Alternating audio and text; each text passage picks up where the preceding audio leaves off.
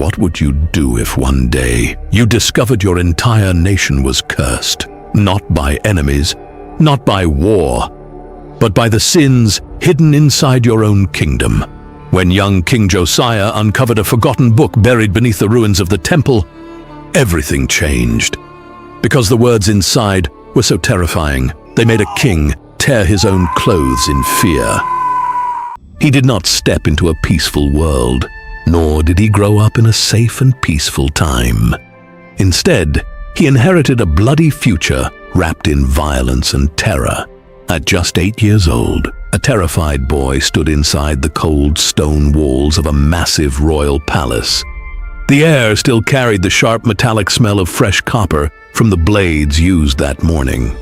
The heavy gold crown of Judah was lowered onto his small head, tilting slightly as he trembled.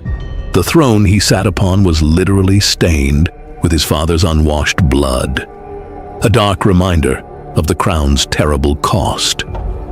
"Long live the king!"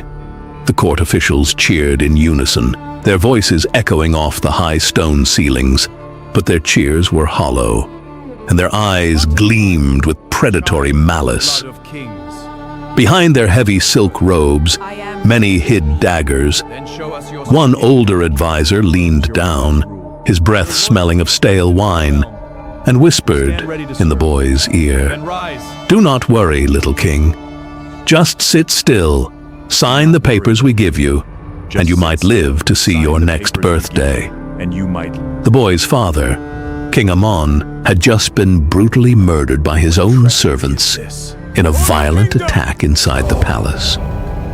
His grandfather, King Manasseh, had been an evil tyrant who filled the streets of Jerusalem with innocent blood. Now, the crown belonged to a child who was entirely alone. This 8-year-old boy was handed a collapsing kingdom, surrounded by hostile empires sharpening their spears. The people had completely forgotten who they were, and an ancient, terrifying curse was quietly ticking away under the palace floors. But a silent, dangerous fire was beginning to burn inside this child's heart. His name was Josiah. This is the story of how one young king looked directly into the jaws of absolute darkness and decided to tear them apart. To understand the dread hanging over Josiah's head, you have to look into the horrific world his family built.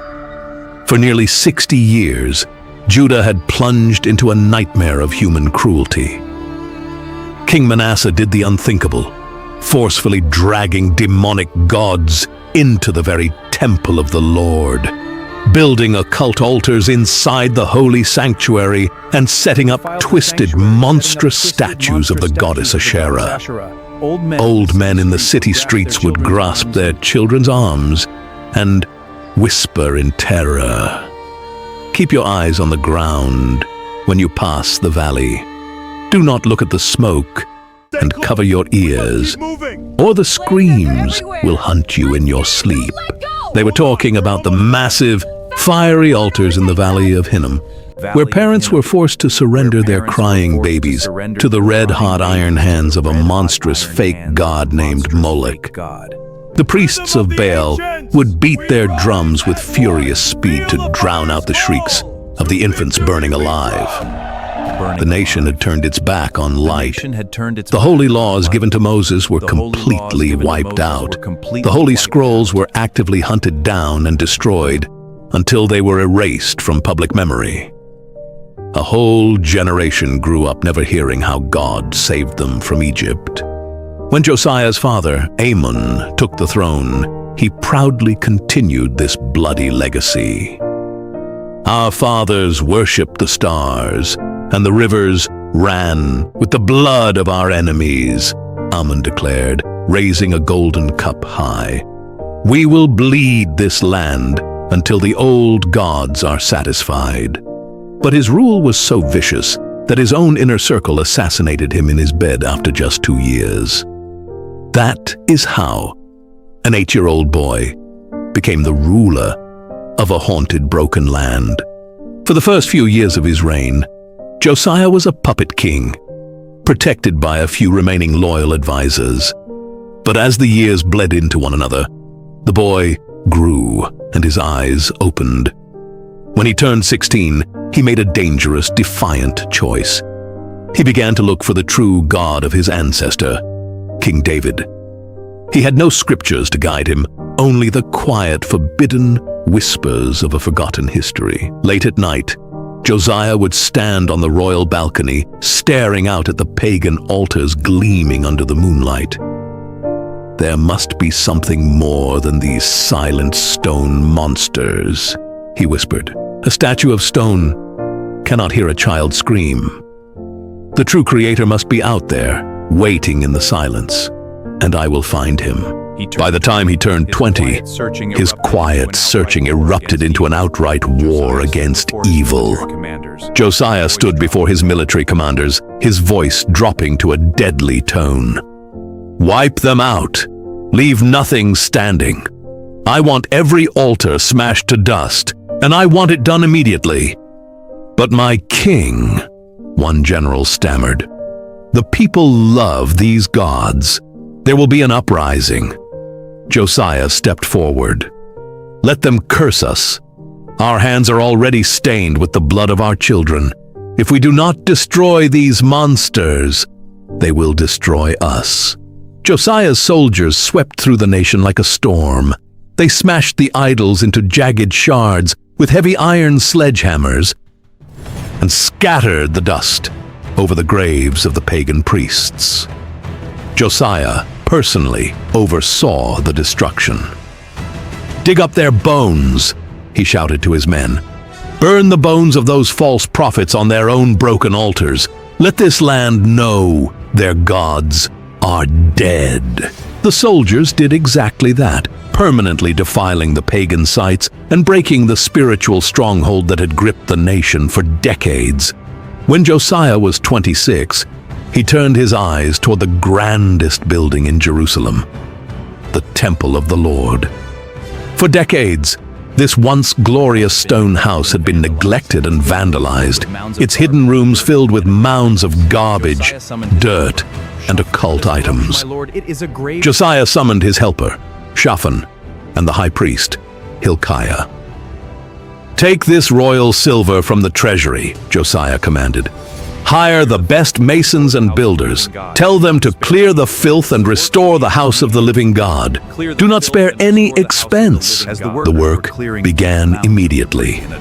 But as the workers were clearing deep mounds of debris in a dark, sealed sanctuary, Hilkiah's hand hit something solid, hidden behind a false stone wall.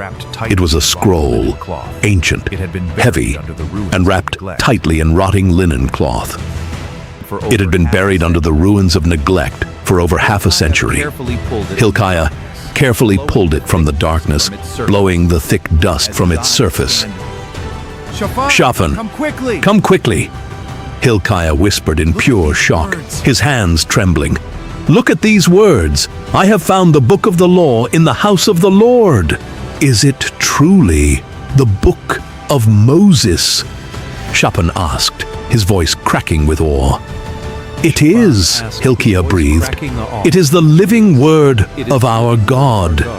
It was the book of Deuteronomy, containing the binding covenant between the Almighty and his people, detailing the terrifying bloody curses for betrayal. Shaphan took the heavy scroll and raced back to the palace.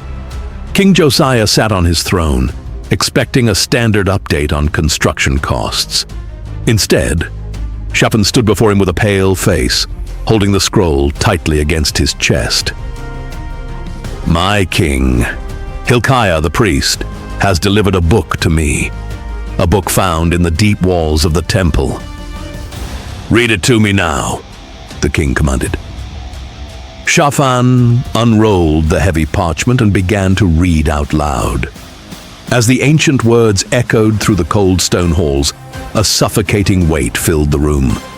The book spoke of a jealous God who would unleash a furious, unquenchable judgment on those who abandoned him. Shaphan's voice shook. The Lord will bring a nation against you from far away, a nation whose language you will not understand. They will devour your crops until you are destroyed. You will become an object of horror. Josiah listened intently, every word piercing his soul. He saw the child sacrifices of his grandfather and realized they were a condemned people standing on the edge of absolute ruin. Josiah did not make excuses. With a sharp cry of agony, the most powerful man in Judah grabbed the collar of his royal robes and ripped them straight down the middle to his waist. "No!" he screamed, falling to his knees on the cold marble floor, weeping in pure terror. Tearing your clothes was the ultimate sign of absolute horror. "Go!" Josiah commanded his officials, his voice cracking with panic. "Find a way to ask the Lord what we should do. Pray for me and for the survivors. The wrath of the Lord burning against us is absolute." The king's officials ran frantically through the streets of Jerusalem, seeking out a true prophet, a wise woman named Huldah. They burst into her home, presenting the king's desperate plea. Huldah looked at the messengers with cold gravity. "This is what the Lord God of Israel says. Tell the man who sent you that I am going to bring terrible disaster on this place and its people. Every single curse written in the book will come to pass, because they have abandoned me." The messengers gripped their cloaks in fear, but Huldah wasn't finished. "But tell the king of Judah this, because your heart was soft and responsive, and you humbled yourself before God, because you tore your robes and wept in my presence, I have surely heard you. Therefore, I will gather you to your fathers, and you will be buried in peace. Your eyes will not see the horrific disaster that I'm bringing upon the city." When the officials delivered the prophetess's words, Josiah did not break down in relief. Knowing that doom was inevitable did not make him stop. It made him move with frantic speed. If he only had a limited window of time before the fire of judgment fell, he was going to spend every second dragging his people out of the dark. The king called an emergency mega assembly, ordering every single citizen to gather at the repaired temple. A vast sea of anxious faces looked up at their 26-year-old ruler. Josiah stood tall by the grand royal pillar, reading the heavy scroll himself. "Listen to the words of the covenant," his voice boomed. He read every single word of the lost book, letting the weight of the curses hit their ears. When he finished, the king raised his hand toward heaven. "I promise, before the living God, to follow him with all my heart and all my soul. I swear to obey every commandment written in this book with all my might. Who stands with me?" The high priest stepped forward, followed by the elders, and then the entire crowd stood to their feet, their voices rising like thunder. "We swear to keep the covenant. We stand with the king." Then, the ultimate purge began, a brutal, scorched earth campaign against the occult forces.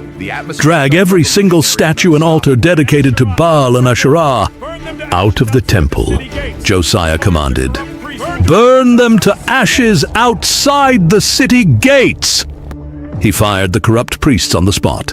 Next, he marched his army down to the horrifying valley of Hinnom. "Smash it all!" Josiah roared, swinging a hammer himself. "Shatter the bronze statues of Molech! Fill this entire valley with human bones! Let this place be defiled forever, so that no man or woman can ever murder a child in the name of a god again!" The soldiers tore into the pagan shrines with aggressive fury. He destroyed the occult houses operating inside the temple gates and ground the altars built by his grandfather into fine dust, throwing the debris into the valley to be washed away. He even marched his troops north into enemy territory to the ancient occult center of Bethel. "Shatter that golden calf!" he ordered. A local priest ran out screaming, "You cannot touch this altar! It is protected by ancient curses!" Josiah walked right past him, struck the altar with his iron weapon, and ordered his men to tear down the high place. He burned the bones of dead false priests on their own ruined altars to permanently erase the spiritual stain from the earth. When the land was clean, Josiah issued a final command: celebrate the Passover to the Lord your God, exactly as it is written in this book of the covenant. For centuries, the Passover had been completely neglected or celebrated half-heartedly, but not this time. The king personally provided 30,000 lambs and goats from his own royal herds. Massive fires were lit across Jerusalem, casting a warm glow over the stone walls. The Levites and the singers screamed praises into the dark night sky. Old men wept as they ate, passing the meat to their grandchildren and whispering, "This is what the light feels like. We were dead in the dark, but the king brought us back." The ancient scriptures record a bone-chilling summary of that night. Josiah ruled with iron righteousness for 31 years, holding back the storm of judgment through the sheer force of his own devotion. His life ended tragically on a blood-soaked battlefield at Megiddo, trying to stop an invading Egyptian army from marching through his territory. As he lay dying from an arrow wound, his servants wept around him. "What will become of us now, my king?" his servant wept. Josiah looked up at the sky, his breathing shallow. "Keep the book," he whispered. "Do not let the darkness back in." And the prophet Jeremiah. His death was mourned by the entire nation, and the prophet Jeremiah wrote songs of grief for him. When the ancient historians looked back at the long line of rulers, they penned these immortal words about him. Before him, there was no king like him, who turned to the Lord with all his heart and with all his soul and with all his might, according to all the law of Moses. Josiah's story shows us a powerful truth. You cannot kill the truth. People can try to bury it under years of garbage. But all it takes is one person willing to dig through the rubble, look directly into the eyes of the darkness and say, "This ends now." You're never defined by the scars of your past. Stand up, seek the truth, break the generational curses, and let the light back in. Hey guys, these videos takes many hours of hard work. If you could please like the video and subscribe. Also, we want to see which countries our videos reach. If you could please comment which country you're watching from, it'll truly help us. See you till the next video.